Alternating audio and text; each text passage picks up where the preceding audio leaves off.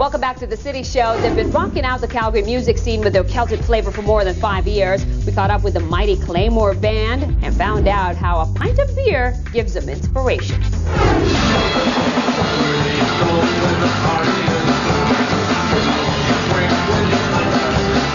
It is Claymore, the mighty Claymore, the great Scottish sword, the one Mel Gibson used in Braveheart. Jim the fiddler and Derek the bass player and I have been together about 5 years, almost 5 years now.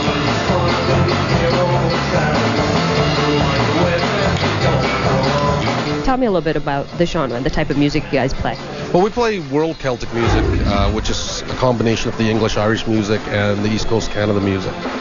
And we try to create our own sound, not too much like Great Big Sea, but at the same time not too much like the Pogues, and we do a lot of original songs. And one of their songs was inspired while these guys were having a glass of beer. Called Spot On, which is inspired by a pint glass in Chester, England, and it actually says Spot On at the bottom of the glass. That's also the title of their album. How many songs in this new album?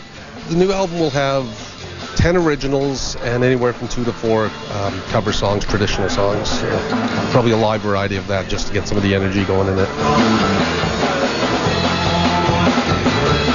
And it seems their eclectic sound, which brings musicians from different genres, is definitely spot on. Jim came from a classical background from the Calgary Civic Symphony, so he brings a little bit more classical music to it. Chris and I met at a jam one afternoon, and he asked me if I'd be interested in playing a bit more, and I said sure, and I've been playing with him since. Derek on the bass came from a country band, so he has more of a bit of a country influence on it, and I'm from England, so I have more of the Celtic influence. I was born and raised in Calgary, but my whole family's from Newfoundland, so I grew up listening to it and stuff, and I just love it. I love the energy, and I just love that, everyone has a good time when they come out and listen to it. Well, what it is that we're doing has changed considerably.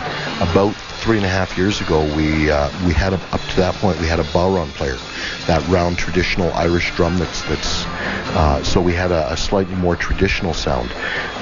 Our bowron player left us, and we replaced him with a full drum kit. I just recently got back from Vancouver. I took an audio engineering course out there, and I came back. They actually hired me to be their sound guy. Yes. And a show later, I became their drummer.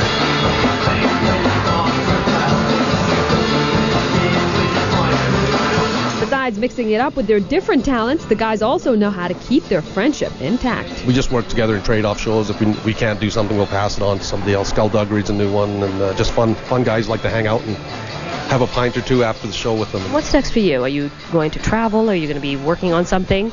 We currently have our CD that we're recording that should be finished hopefully in May, and then we're looking at either an Eastern tour or back over to England for 3 to 6 weeks in September. But for now, you can check out their sounds, a copy of their latest CD, Spot On, and find out where they're playing next on their website, www.claymoreband.com.